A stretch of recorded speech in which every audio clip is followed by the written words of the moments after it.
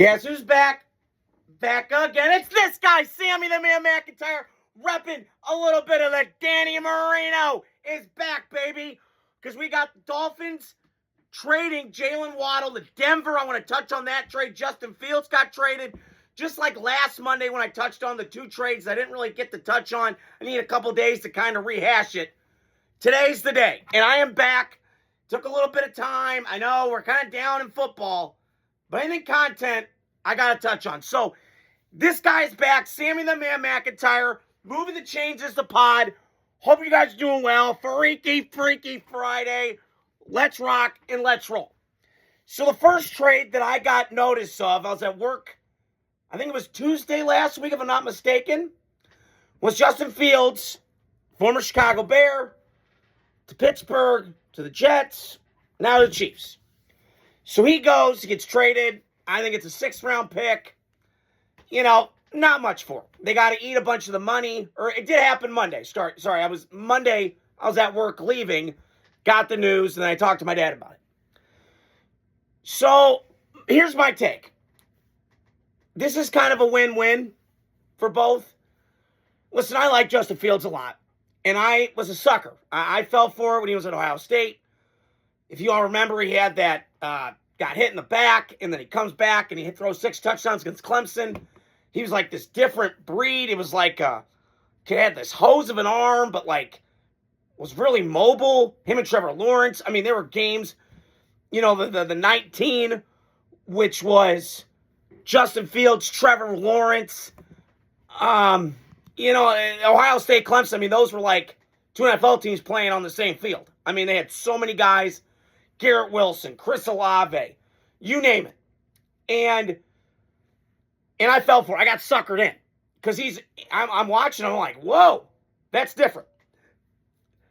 But then I had to do some thinking. I went, I don't know. It's not going to work because it's Ohio State. Every quarterback from Ohio State flops to the next level because they don't face real adversity, real challenges. And Justin Fields, I was wrong. I thought he would work in the league, but Kyle Shanahan kind of knew prior to that draft, like he doesn't see the field well. He's one read, go there, eyes don't move all the way through progressions, and then throw the ball. And so I think that was the knock coming out of Ohio State. And then when he was playing for the Bears, obviously, I have family in Chicago. And they all said the same thing. He just doesn't see the field. Great kid, like Mitch Trubisky. Some could say, well, they failed him. I don't know. Maybe they did. But it was kind of evident, like, he ain't it. He's a backup. And listen, you have a great life in the NFL as a backup quarterback. But what's crazy to me with the Justin Fields thing is I don't think he's ever given a fair shot. Because every coach he's played for, is a defensive-minded coach. Matt Eberflus, Aaron Glenn, Mike Tomlin. And he just hasn't had, he's shown flashes, right? The Pittsburgh, you know, that early 2024, 2 years ago. Now, granted, I don't think it was sustainable, but they were 3-0. And maybe they should have rode Russell Wilson or should have played Justin Fields the whole year. Revisions history, hindsight's 20/20. So, and now fast forward to now, they signed him the $40 million last year with the Jets, which has got to be one of the dumbest moves I've ever seen a team make. But this is the Jets. They just, the gift that keeps on giving. They're miserable, right? And so I look now at Justin Fields. They got to take on, you know, I think there was $40 million, 2 years, $40 million. So the Chiefs take on that $20 million from that previous contract with the Jets. 6th-round pick, I believe, gets thrown in there, which is nothing. Who cares? And then he's going to back up Patrick Mahomes. But I think the real story in this is I think he's going to get a lot of the first-team reps because Mahomes is coming back from the ACL, which was so hard to watch. I'm a Mahomes fan. Even though he drives, I'm a Raider fan. Through and through, respect Mahomes. I've seen him twice live. I say it all the time. So, I think it's a good move for Kansas City. Andy Reid's like, I've done this before. He's the quarterback wonder. He works with everybody. Him and Kyle Shanahan are like quarterback whisperers. Kevin O'Connell, like, Any quarterback he touches, he works. So, for the most part. But I think it's a good move for Kansas City. They get Justin Fields on the cheap, on the minimum. Still got to eat a bunch of his contract, but it's going to be fascinating seeing Kansas City. It's going to be a transition year, but you're not going to go 6-11 again. That's just not the Chiefs standard. So, got a lot of work to do there in Kansas City, but solid trade nonetheless. But the biggest bombshell of them all involves the Miami Dolphins, repping Danny Marino, baby, and the Denver Broncos. So, I should have taken a screenshot of this before I hopped on, but I think they gave up. They get an end of the first round pick this year, a fourth, and a couple compensation next year. So, I'll divvy it from both sides of the coin. On the Miami side of things, let's start with that.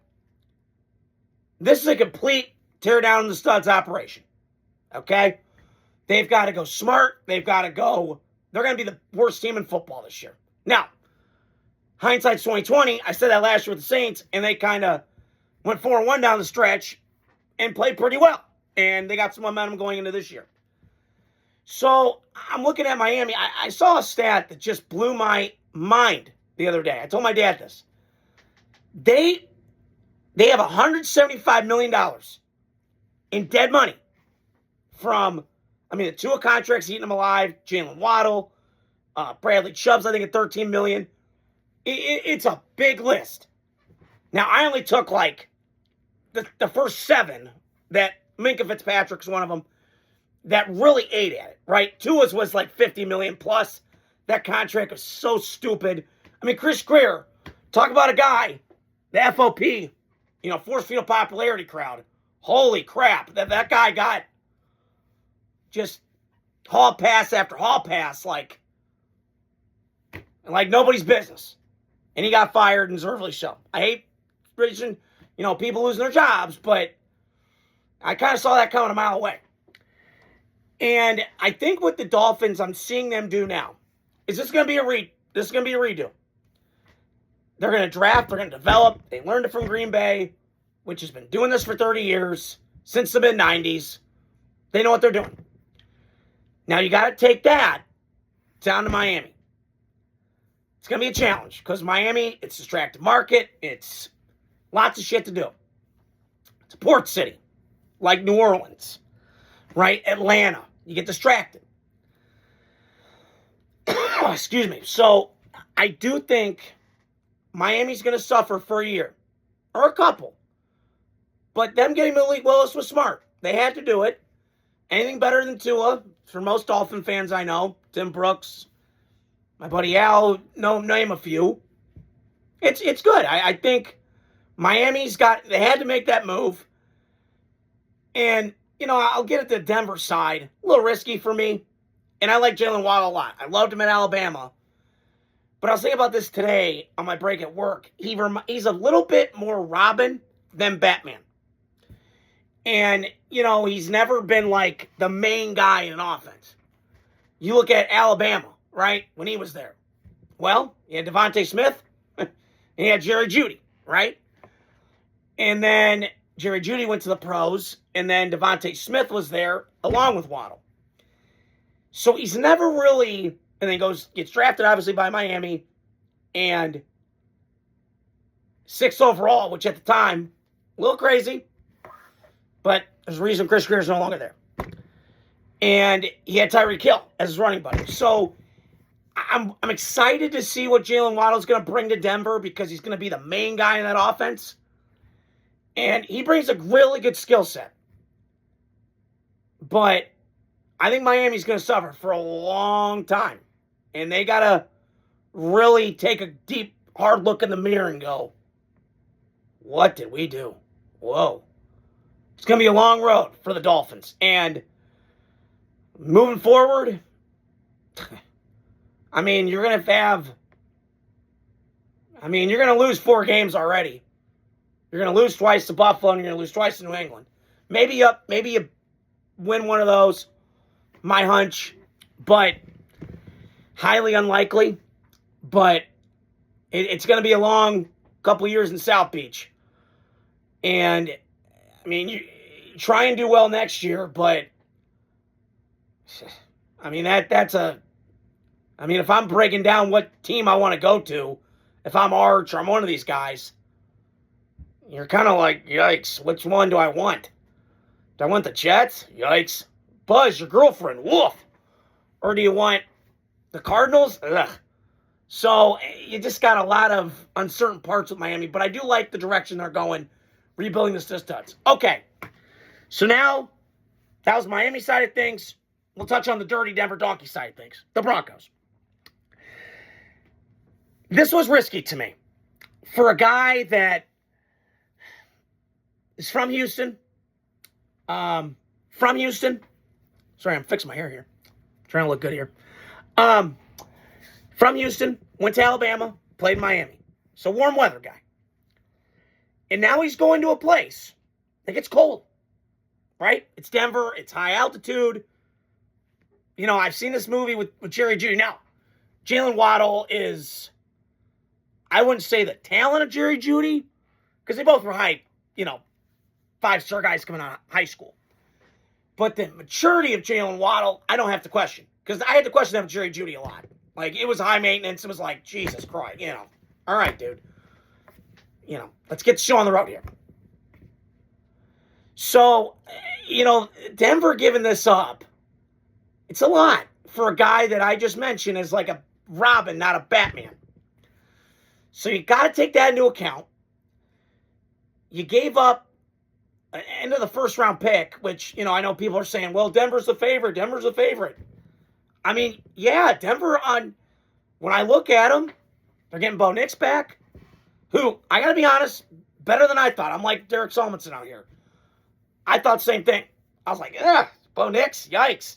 Kind of like Jimmy Garoppolo, Derek Carr, second round guy. Sean Payton had some balls. Okay. So they get their defense back, which I said this before I hopped on here. I had this thought. There were 3 defenses last year, and I mentioned this a bunch of times on this podcast. Houston, Denver, and Seattle look completely different to me defensively. Like, when I watched them, I went, okay. Like, they walked off the bus like, oh, shit. It's on, like Donkey Kong, okay? So Denver gets their defense back. They bring Vance Joseph back. So a lot of those same pieces that got to his championship game are coming back, and you got to be happy about that. And I am too. If I'm a Bronco fan, I'm happy about it. But this is really, really risky. And you only make this move because you think you're a player away, which it's not entirely true. I think it's a little overrated, a little bit of a crock of crap. Because Raiders thought this a couple years ago with Devontae. That blew up in their face. But that's besides the point. And I look at Jaylen Waddle, and this better hit. Because it's Super Bowl plus for Denver. Like, it's all in now. And I appreciate it. You got a quarterback rookie contract. Take advantage of it while you can. I'm loving that for that standpoint. But it's risky because is Bo Nix really the guy? Like, because there were stretches last year. Like Caleb, he's got to be better consistently. Like I just sit there on, like, the Raider game. I mean, what the flying hell was that? It was ugly. It's like back of a dog's ass ugly. So I hope it works for Denver. I have my doubts. But from the Miami side of things, they're stripping this down to the studs. Starting over. No shiny star contract. No stupid shit. And then for Denver, it's a good signing. They need some juice. They need some playmakers on offense. They have a bunch of outside receivers. They need some juice on the inside. And it gives them this with Jaylen Waddle. So that's all I got for you guys today. Got more content coming out. We got mock draft season. I'll touch on that. Hope you guys are doing well. Freaky Friday. Adios. Godspeed.